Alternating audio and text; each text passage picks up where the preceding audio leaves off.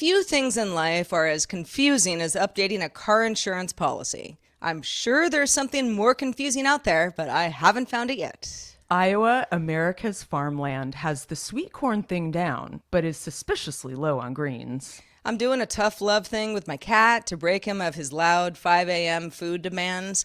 However, the only one who seems to be suffering is me. I had a large double scoop of ice cream the other night, then woke up in the middle of the night screaming with the blankets over my head. Maybe it's time to quit sugar. Could be, Heather. Have such a good day.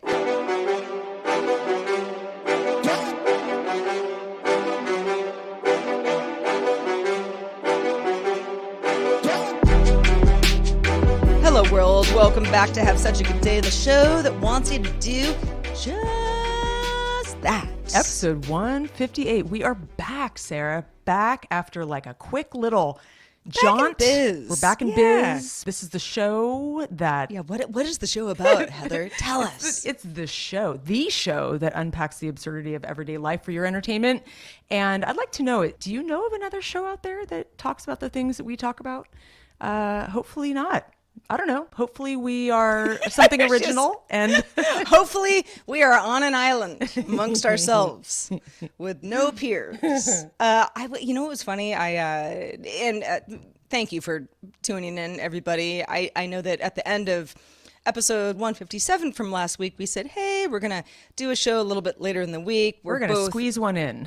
We're pretty slammed, a lot of travel. It just didn't happen. So we're back. And, thanks for sticking with our, hot girl summer expansive schedules. That's right. Whatever you want to call them. But yeah, I don't know. How have you been, Sarah? I haven't talked to you for a while. I want to hear all about it. I've been okay. I'm chugging along.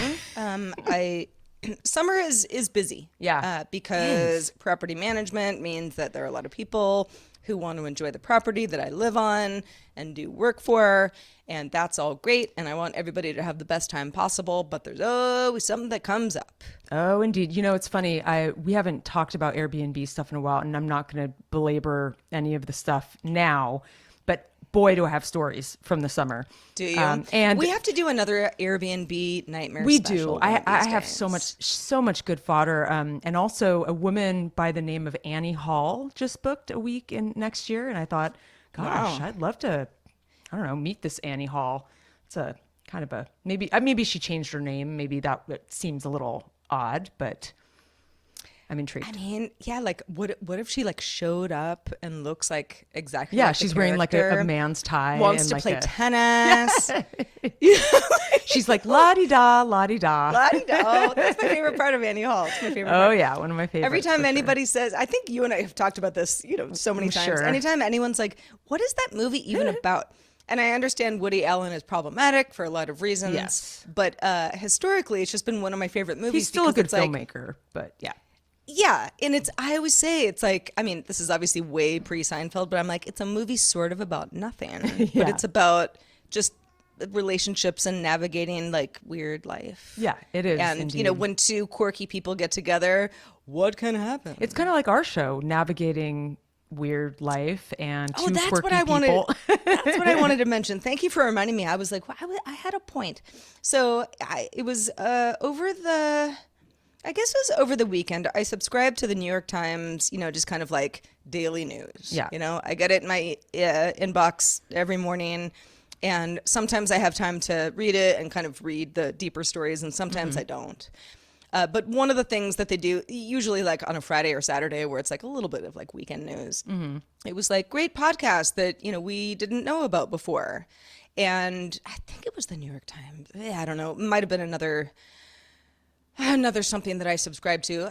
I think it was NYT though, but one of the podcasts, or it was whoever was writing this was talking about, polling their friends of what kind of podcast do you listen to? What kind of podcasts might be just under the general public's radar, but are so good? Because there are many of them. I mean, I talk about podcasts that other people don't listen to all the time, and vice versa. And there was one. They weren't talking about a podcast specifically, but it was like, and I pulled my friends, and some of them really like escapism podcasts where it's not about like current news Sure. type of thing. And my other friend said, I just don't like it when the hosts like talk about themselves for like an hour. And they think they're so funny and they're just like normal people. And I was like, God, I wonder if anyone thinks that about that. I hope not. I was actually, that's funny you bring that up because please let us know if we are. Are we annoying? I mean, because I don't feel like we're talking about ourselves in like a weird narcissistic way. I think we're just talking about life, like life, what happens every day. But I on that note, so let us know one way or another. And I'd also like to know if there's anything that we repeat too much, like if I talk about Target too much or we bring up something. Nobody can talk about Target You're too right. much. You're right. Target, however you want to call it. If there's anything that we like belabor and that you're like, dude, they just talked about that like a couple shows back, or I remember a show, way back when where they told this exact story, which I'm sure has happened. But definitely let us know. We're getting up to, we're approaching 200 episodes ish. I mean, we got a ways to go, but that means you got a pile up of content. I mean, we have exciting lives, but I don't know if, I can't say that we haven't repeated ourselves. So email us at havesuchagoodday.com. Yes, please do. There are many days in my life. For example, yesterday, because I didn't really have any work to do. There's always work to do, but I had kind of a day to myself. And the weather has been, at least where I am, warm but kind of overcast. So just that weather where you're like, let's just watch a movie type thing. Yeah, I'm not I a big binged fan. The Bear yesterday. Oh yeah, how is that? 8 I like episodes, that actor. Heather, all in one. Nice. It was good. I mean, it's very stressful. I won't spoil anything, but it's mostly about what goes on, in the back room of a kitchen and how stressful it is for, the variety of chefs and cooks and, everybody to kind of like get things out to the customer, and the customer never sees, what everybody's going through behind the scenes. And there's more to it, but yeah, I That's a good show enjoyed concept. I know but about it. But it was I haven't watched it stressful. yet. Oh, interesting. It was that like it's it was like stressful. a high blood pressure kind of watch. Wow. I also didn't realize it was only 8 episodes, so I was just sort of like, I started it in the morning, and throughout the day I'd be like, oh, pause, go do something, and then like maybe come back.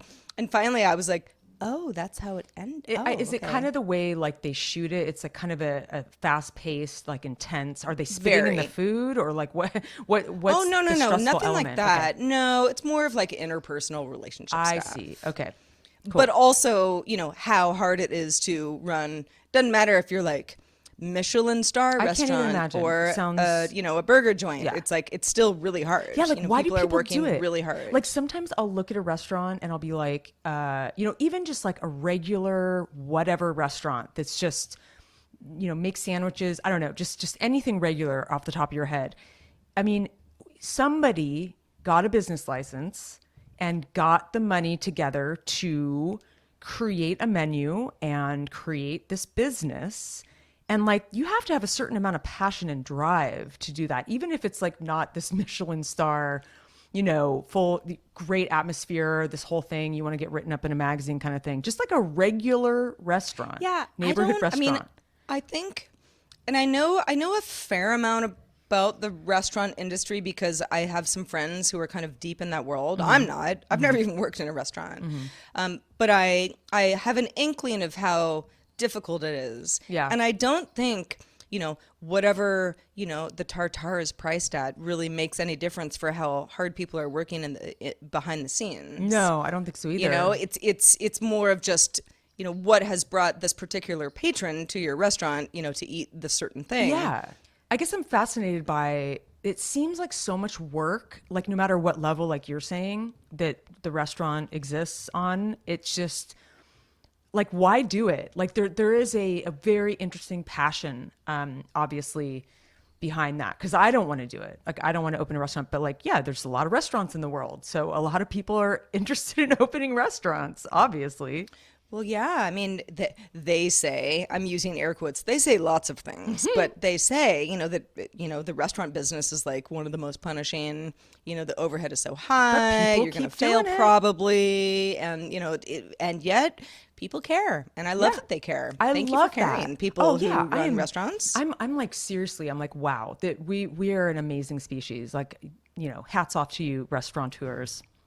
Seriously. Indeed. Well, so Heather, I know we didn't check in with the good folks at home about what was going on last week because you were traveling, and I actually did it was sort of short travel, but I had kind of a busy week myself, which is a little unusual, especially Monday through Friday, because I'm more or less chained to my desk, doing the pods. But I went to a little beach town that's south of me, but north of San Francisco, to hang out with a friend of mine who was there. And, she was like, "Hi, last minute, but, you want to come hang out for a night? We can just, remember old times when we were in high school and even college."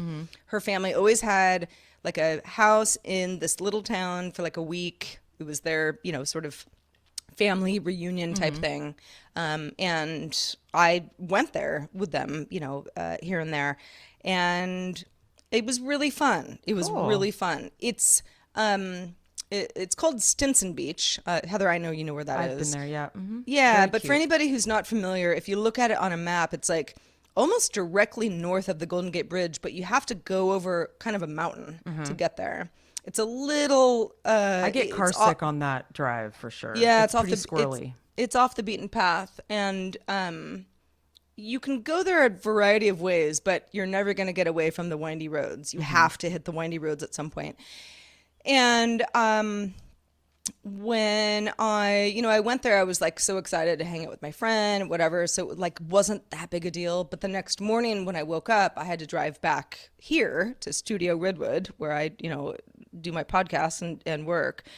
And it was foggy, and this is like, it's a beach bluff that is hundreds of feet, to your death if you were to take a turn wrong. And yeah, there is a retaining, what do you call it? Not retaining wall. The thing you that- like on the road. I know what you mean. Yeah, like Yeah, the like- barrier, the barricade. yeah, exactly. Yeah. To keep you from plunging to your death. Yes. But not 100% of the time. So, there would be these like turns where I'm like, okay, we're taking it slow.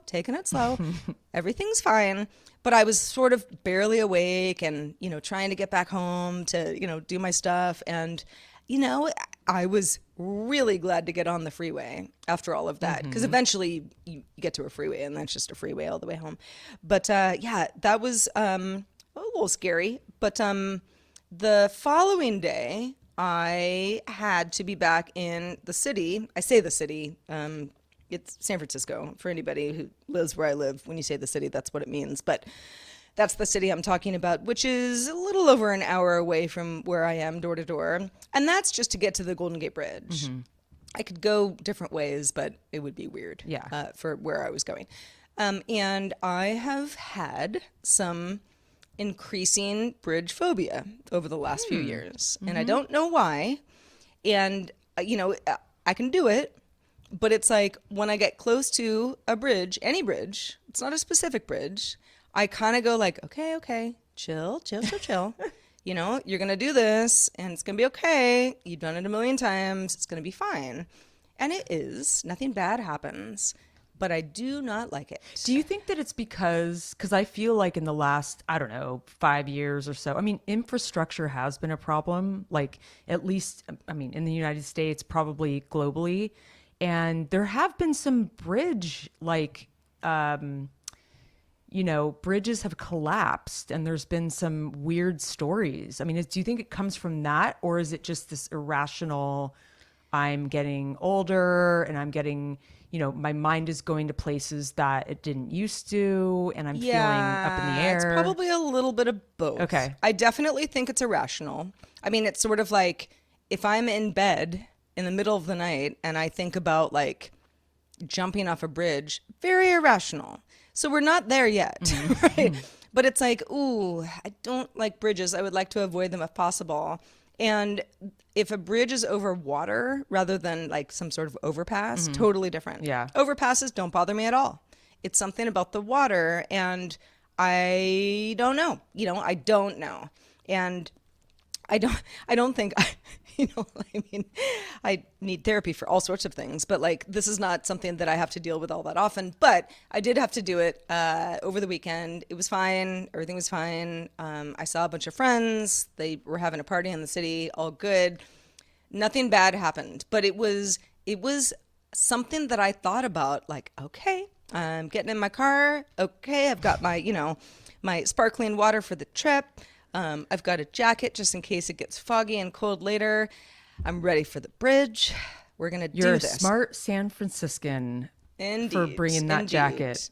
Yeah, which I did need. Well, But it also has ruined me for living there for 14 years. I overdress and I'll bring like a hat, this kind of hat, and then like a layer, an extra layer, like a windbreaker, because I am so used to going to different parts of the city and it totally being different weather. And if you've visited San Francisco, you've spent any time there, perhaps you live there now. It is, especially in the summer when the rest of the world is boiling, it is a cool 65 if you're lucky. Sometimes not as much. And a lot of people who live there complain about the weather because they're like, I want a proper summer. Yeah. And yeah, I just lived there for so long, it never really bothered me. But crossed some bridges, Heather, felt pretty good about myself. And yeah, I don't know where this has come from. I think it's just anxiety in general, which yeah, I think we can all relate to. Certain things are just kind of triggery. Oh, yeah. And bridges are just one of those things for me. Yeah, that's super interesting. Like psychologically, I'm gonna like Google that because I mean, yeah, there's all kinds of fears out there, and I have a heights thing for sure, but it's more like when yesterday I went to the edge of the cliff to look at it was a really low tide again yesterday, and so the water looked so cool. It was very flat and placid. There was like not one tiny wave, and it was clear, and it just was this magical day. And I brought my binoculars to the edge of the cliff and kind of sat there for a while, like watching just things happening down there. And I don't get that feeling at the bluff, I mean, I do when you're referring to those curvy roads. I know exactly what you're talking about. It's like the same thing as like in Big Sur, where it's like it drops off and it like I get like my feet get tingly, but there's certain there's definitely certain situations, like if I'm at the top of a building, like on a rooftop and I'm in a city and I look down, I get like the vertigo. It just depends on the situation. So I understand the bridge thing. I don't think I have that as much as you, but I think, if I'm like leaning over the edge, I would. Maybe not in a car, but the fact that we trust us humans, that there's a lot of human error, we trust that all these things are built correctly, and I mean things happen, there's human error, like there's accidents, so I think it's not that irrational that you are concerned about it, but yeah, if it gets worse, let us know. Maybe it'll become a problem.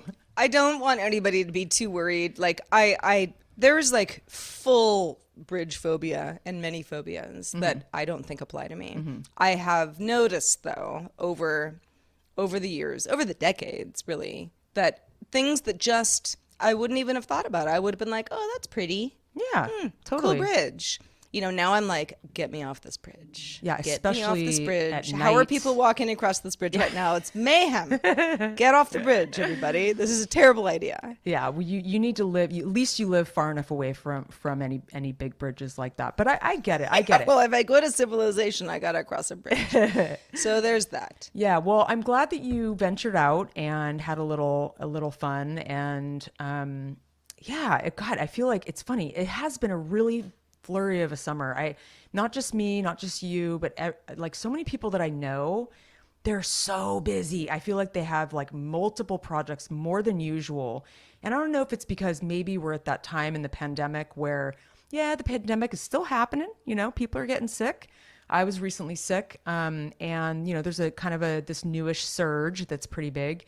but people are working more. I feel like we're not in that part of the pandemic where people were like totally working from home and maybe working a little bit less.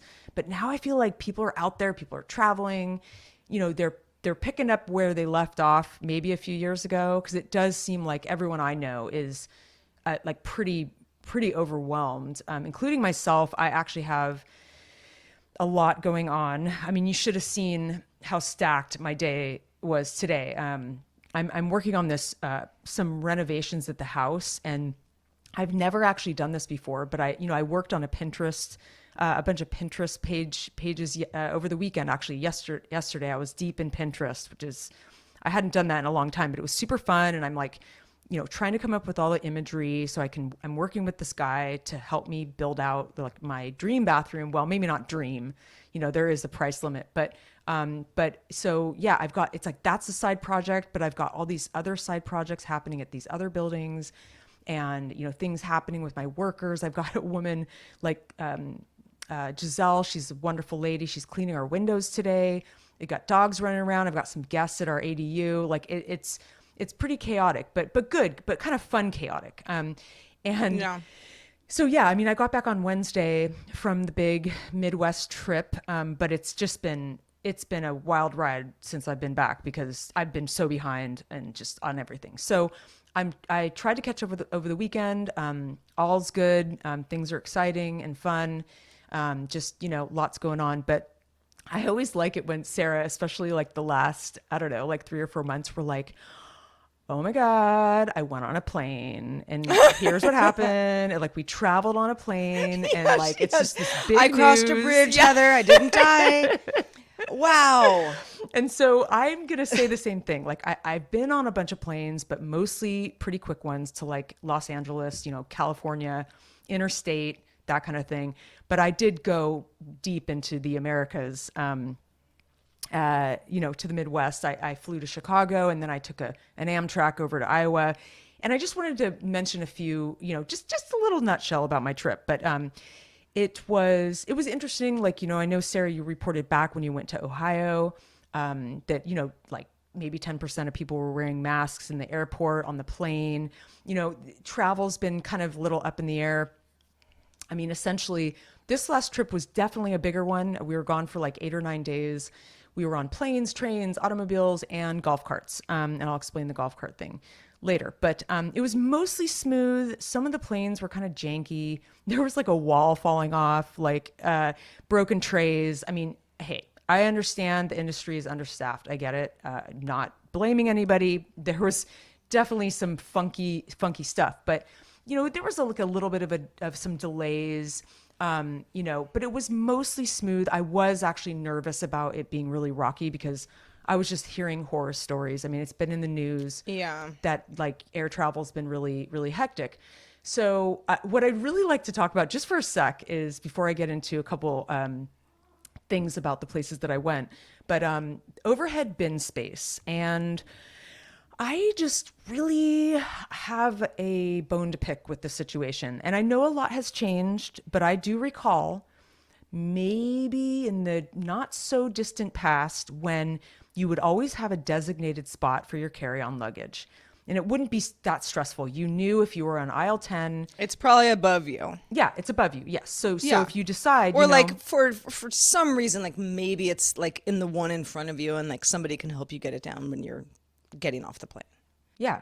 My point is that I've noticed in like the handful of times I've traveled in the last few years, how difficult it is to be confident that you are going to have that space.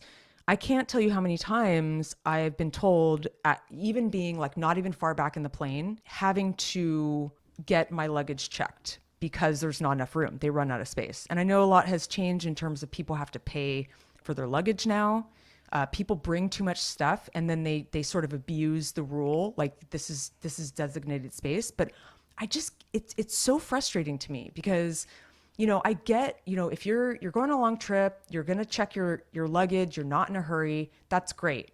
I'm usually nimble. I pack nimble. Well, I think, I don't have the answer.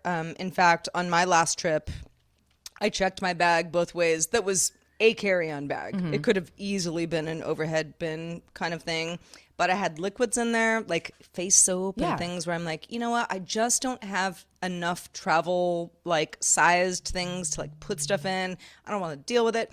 And I also don't want to walk through the airport I just want my purse. It's just easier. Totally. And that was a choice I made, and I got lucky. I didn't. No baggage was lost. It came out on both sides in a timely manner, so all good. But I definitely understand that. Like, well, hold on a second. Like, I've got a carry-on, and like, I'm not even like the last person to board, and they're already out of space. Exactly. And I think that the airlines just. It depends on the group. Yeah. A lot of people might be doing carry-ons and it just gets overfilled. And then the next flight, a lot of people check bags because they're going to be wherever they're going for a week or true. plus. Yeah. So you can't really do that, and like they don't know enough about your personal travel details to know for sure. So I think there's you a lot kind of of get unlucky factors. sometimes. Yeah. Yeah. Yeah, I found that to be, I'm always like trying to deconstruct it, but it was a great trip. Let me just say, it was a great trip, relatively smooth travel. Chicago was awesome, great city. It was actually my first time. Usually when I say that, people are like, "You've never been to Chicago before?" No, I have not. I've done a lot of traveling. I feel like I'm pretty decently well traveled, but I had never had an opportunity to go. Great city. Great city. Yeah. And it was one thing I really, something that just really struck me was it was very refreshing to see, to not see billboards. I'm so used to like LA, San Francisco, New York, where the billboards are based around an industry like film or technology or fashion, finance. And honestly, Chicago just did not like force feed you this particular industry thing. And it's just a beautiful city with You're nothing telling to me prove. Chicago doesn't have ease order billboards all over town like LA has? Sure. Yeah, that's fine. But nothing as big as like a film industry. Like, sure, there's like, obviously there's other billboards there, but it wasn't like this in your face. It just felt film. different. Yeah, it felt different. It was great. Went to some great museums, saw some of the usual suspects, Van Gogh, Monet, Diego Rivera, blah, blah, blah. Saw some really cool, like more modern contemporary stuff at MCA. This guy, Nick Cave, very interesting guy. He's not the musician, he's an artist. Yeah, just cool architecture, restaurants, nice people, just got out of it what I knew I would get out of it. It was kind of pretty similar to what I thought it would be. And then, we were there for like 3 days, took Amtrak to Fort Madison from there, Fort Madison, Iowa. I was going to see some friends, Allison. Yes. Who I know her from Hello, Brooklyn, San Allison. Francisco. And so it was Allison, Mike, her husband, and Charlie, their kid, total cutie. Hey, Charlie, if you're listening. And they picked us up in this funky truck. It was just so idyllic. Like, it was just like, I felt like I was really in Iowa, like in like a storybook. Like they picked us up in this. You love to call things storybook. I do. I think you I enjoy them. I Yeah. grew up in a storybook town, so maybe that's part of it. But we had a great time. Just spent the night there. We had dinner. It was really fun. They have this record plant shop I told you guys about, right downtown in Fort Madison. Super cute. It's called Pool 19. You could follow them on Instagram. Very creative space. I was really impressed. Got a couple records, and I didn't know because I was like, where does the name Pool 19 come from? But apparently, it's like that section of the Mississippi River, and they name them by pools. And I thought that was really interesting. I'm like, oh wow, that's why you named it that. But it was neat to see. For me, one of the things that struck me was seeing I've been to a lot of European cities, and a lot of European cities have rivers running through them, but the rivers generally are not super wide. Like, you see the other side and they're just kind of like, they're just kind of small. But the Mississippi River, I'd never seen that before. It was quite wide and bulging, and it was kind of neat to see it in terms of like a kind of, it created this feeling looking down the road, looking down a narrow street, and you see this river. Well, especially like, any American has, heard, of things east or west of the Mississippi. Mm-hmm. And we know that to generally mean east versus west. Yeah. And you can get more granular if you want to. Sure.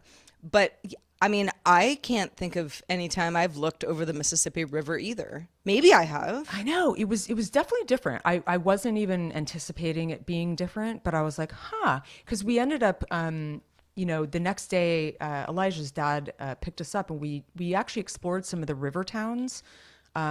This place called Dubuque, which was really beautiful. I was actually, as much as I was like, ooh, I'm kind of nervous to go to the Midwest, I was really pleasantly surprised with how beautiful and lush Iowa was. I love your nervousness about the Midwest. Like, what will they be like? I think it's all fantasy. It's like we spend so much of our time fabricating in our heads, like what something's going to be like, and you can like freak yourself out. Like maybe you could compare it to your bridge fear. It's like, I just sort of, I have this idea of what it is, but then it's maybe kind of that, but like better than I thought, and so maybe I'm trying to keep my expectations low. But I met, the whole family, very nice people. Hi, if you're listening, told them about the podcast. We went to the Buddy Holly crash site, which was pretty cool. That was like in the middle of a cornfield, like walked all the way out there. It was interesting, learned the whole history of that, which I didn't really know much about it. But I was in Clear Lake, Iowa, and just really kind of an interesting backstory. And then at the end of the trip, the night before we left, I realized, I was like, God, I have not tried Iowa ice cream. And we were walking around the neighborhood, just kind of, our last night, and I saw this place called Scoopsies. And I thought, that's a silly name. Let's go check it out. So I went and got a double scoop of cookies and cream, naturally. And that night before our flight, I woke up in the middle of the night screaming with blankets over my head, telling Elijah to turn on the lights. It was the weirdest thing. I've never, ever had an experience like that. It was like this sugar-induced anxiety to fly. Like, it was just the strange. I was like, I had blankets over my head. How did that even happen? It was delirium. I was just like utterly delirious. Yeah.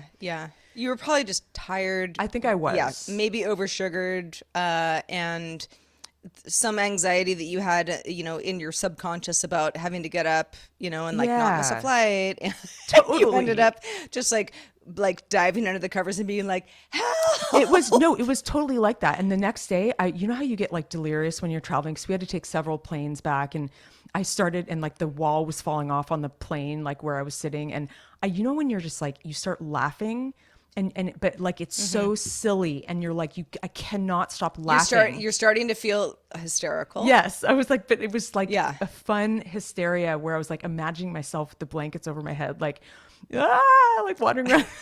It's just so like, ridiculous. can you imagine like doing that on the plane? No. Being like, help me. Would be worse. Oh my God. Could be worse. Could always be worse. It could always be worse. Anyway, it was a fun trip. I'm going to talk a little bit more about some specific Iowa observations that I thought were kind of fun later in the show. But if you guys have any comments, questions, queries, email us at hi@havesuchagoodday.com. Indeed. So, Heather, I'm glad you had fun in Iowa. Not a state I've ever been to. I'm cracking the code on quite a few U.S. states that I haven't been to. I've been to a majority of them, but still plenty. Never been to the Dakotas. Never been to the Carolinas. Two and two. Me neither. Right? Come on. We've got work to do here, but. When I did go over my bridge successfully into the city of San Francisco, which I lived in for like 20 years. I know the city really well. Even though I haven't been there in, we're going on 6 years now, which is cray-cray, but I know it really well. I have had friends who have left the city for one reason or another, some of it pandemic related, some of it just life related.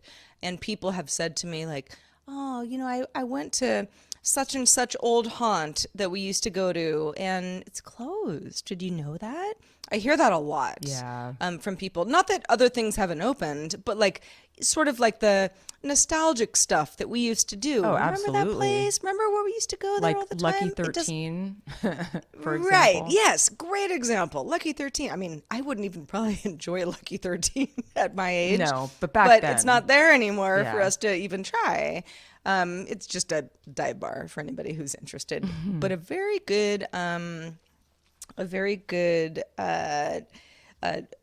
a good selection of beers and photo Very booth. rock and roll. Yeah, totally. Yeah, very rock and roll. Maybe a little too rock and roll Maybe. for its own good. Yeah. But anyway, but just a lot of, kind of city stuff. So when I was driving in the city, I didn't have my dog. I left him with my mom, which is like not that big a deal, but like it changes, the whole deal, like whether he's with me or whether he isn't. So like when it's just me in the car, I'm just like, wow, sunroof's open, listening to music way too loud, and I'm free as a bird. Gotta do and, it. And I drove through the city and I let GPS take me to where I was going because I was going to sort of the south end of the city. If you imagine, I mean, any city, like if you're like, oh, I'm coming from the north and where I'm going is like the absolute south edge of the city, like you're going to have to navigate your way through the city, Yeah. And San Francisco doesn't really have a lot of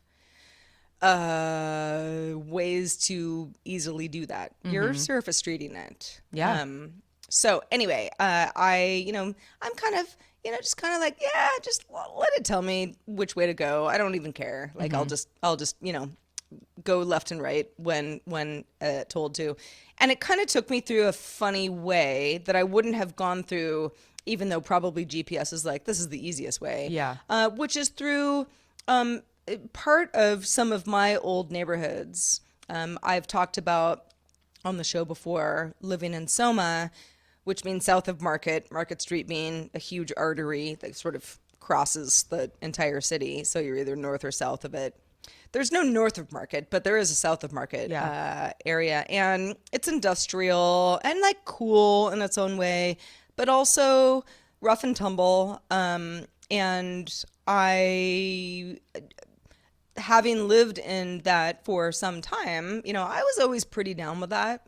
But at the same time, I had one too many incidents where I was like, I think it might be time for me to skedaddle on out of here. And that was, again, like 6 years ago, going on 7. Yeah. And so I'm driving through the same neighborhood and I'm looking, back and forth and I'm like, it looks exactly the same. Wow. In all the good ways and all the bad ways. Yeah.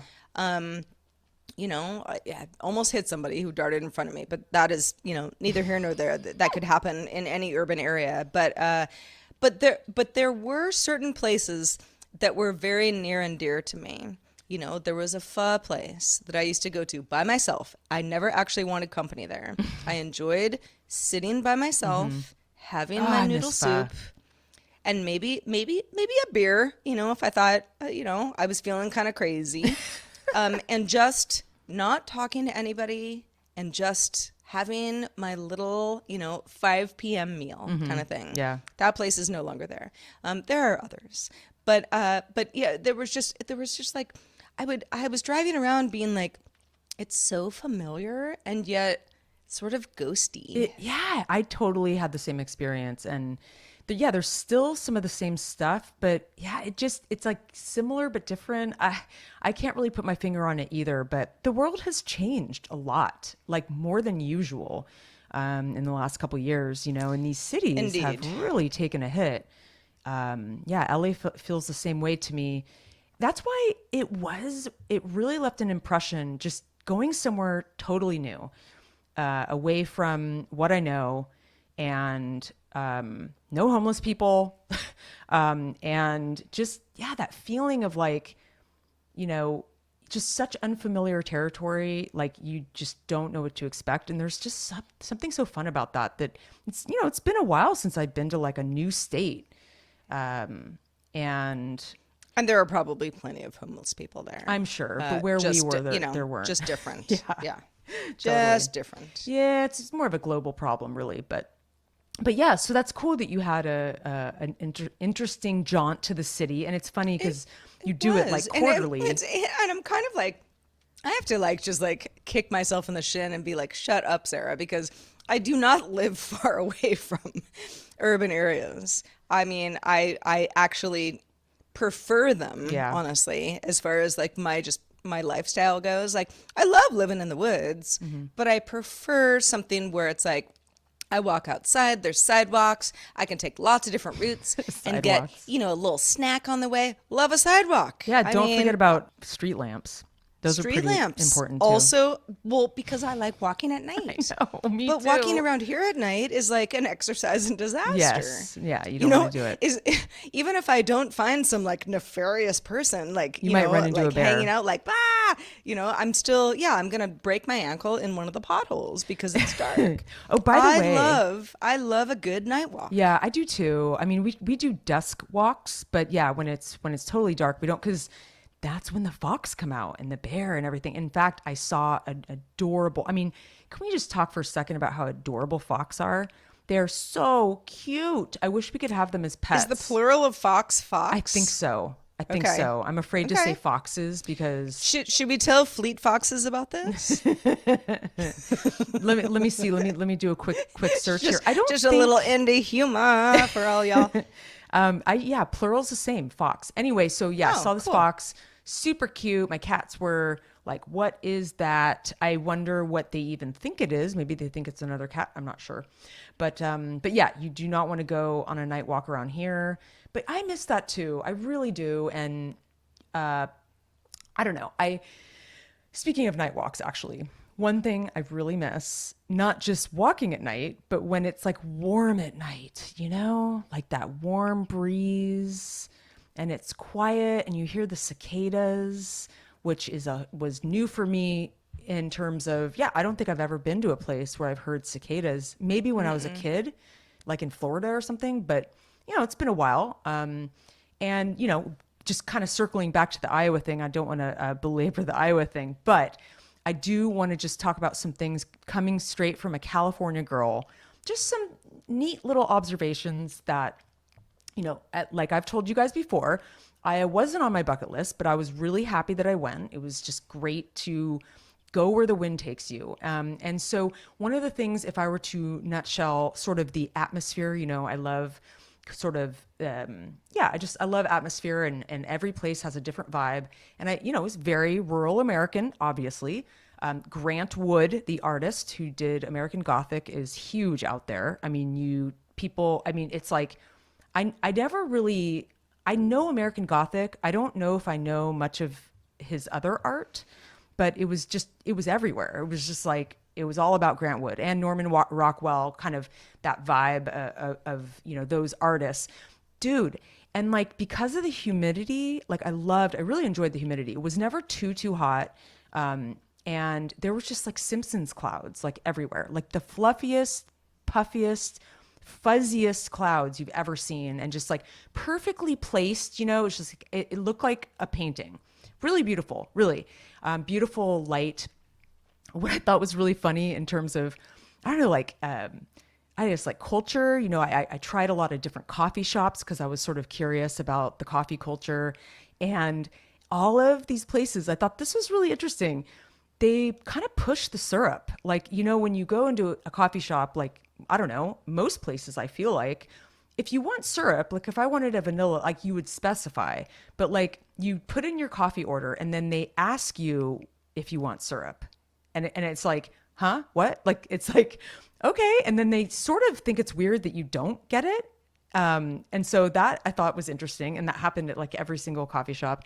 And motorcyclists without helmets on the freeway, dude. I was shocked. I was like, wait, what? Because it just felt really weird for me. Maybe I don't know. I'm not used to that. So I did a quick Google search to find out that Iowa does not have any motorcycle helmet laws. And that blew me away. Lots of Frank Lloyd Wright houses. He did a lot of stuff out there. I saw a few of them. I think there's like 11, but that was interesting. He's a famous architect, and it was kind of neat to see how he influenced architecture out there. So there was like a little bit of an artsy thing going on, and again, the cicadas. So those are pretty cool. Like I'm cool with a cicada, but someone pointed out a cicada killer. I don't like those. I'm cool with the cicadas. They're big, and they're a little scary when you see them, like sitting, because they're big, but they are kind of pretty. But the cicada killers, I didn't even know those existed. I saw those. They're like very large wasps, and they're No. scary. Yeah, no, dude. No. Yeah, that's what I said. And they're flying Say in the no air. more. They're like it's crazy how big they are. Yeah, totally freaked me out. That was a new thing. And then this is really weird, but the street signs, because I mean I went to like a bunch of cities in Iowa. We cruised around. I didn't see the whole state, so I can't speak for the entire state of Iowa. But the street signs, the fonts were really large. Like I was like, Heather, is this like, how is this a thing that you're taking away from like a trip to a new state? I'm a very visual person. I just noticed they were large Barely. signs, very big signs. Seriously, when you go out there, you will know what I'm talking about. Maybe Huge they just font. wanted to make sure you read the text properly. Maybe I don't so. know. Anyway, it was a fascinating place. I recommend it to anybody who wants to see lots of cornfields they're neat looking. I mean, the aesthetics of a cornfield are really cool. We went to the Field of Dreams, which is, where they shot the movie, the Kevin Costner movie. And it was a beautiful, like, baseball diamond out in the middle of, cornfields, and up against the cornfields. It was like a neat aesthetic, that was new for me. So I really did enjoy it. And I just wanted you all to know that. Well, thank you for sharing. I am glad that that your world has expanded to the Midwest. I'm not laughing because there are a lot of things about the Midwest that I also find, especially because we're just like weird California That's the girls, thing. and I am aware of this. Yeah. I'm reminded of it all the time. Yeah. Emphasis but, on the weird. But like it's just there's so much to love about it. Yeah. But there's also things where you're like, really? Huh? Okay. Yeah. Never saw that before. Yeah. But if you happen to be from the Midwest, you like the Midwest, you're going there perhaps soon. It'd be so nice to hear how you feel about our thoughts. I mean, it's mostly Heather's thoughts, but I've talked about it in the past before. Certainly Chicago, one of my favorite cities. And, it sounds like I got to get my ass to Iowa one of these days. Yeah, you do. There's all sorts of Frank Lloyd Wright houses to see and, corn to eat. Yeah, so man. there you go. There you go. Well, listen, as we wrap up this fun-filled episode of Have Such a Good Day, episode 158, we just want to remind folks that if you would like to directly support the show, we'd love to have you. We have a way to do that. Patreon.com/HaveSuchAGoodDay is where to find out more about giving us, a couple bucks a month, getting some perks. For example, if you can part with $5 a month or more at the Patreon level, you can get into our Discord. Certainly not mandatory, but we love all of our Discorders. We'd love to kind of talk on the back channel in between shows. So do it if you can. If you can't, the show is always free. You might hear ads, so patrons get ad-free versions of the show. So you've got options, and we appreciate all of your support at any level. 100%, Sarah Lane. Indeed. It's been fun to be back in the saddle, and we'll be churning these shows out in the coming weeks. So thanks for listening, and we will see you next week. And in the meantime, I will always remain Heather. You sure? I think so. I'm you pretty Heather? sure. I think you're Heather. Yeah. I will also remain Sarah, and we're gonna hold it down. Try not to, get too insane until our next episode. But nice to have y'all with us. Hope you missed us as much as we missed you. And until next time, have such a good day. Bye.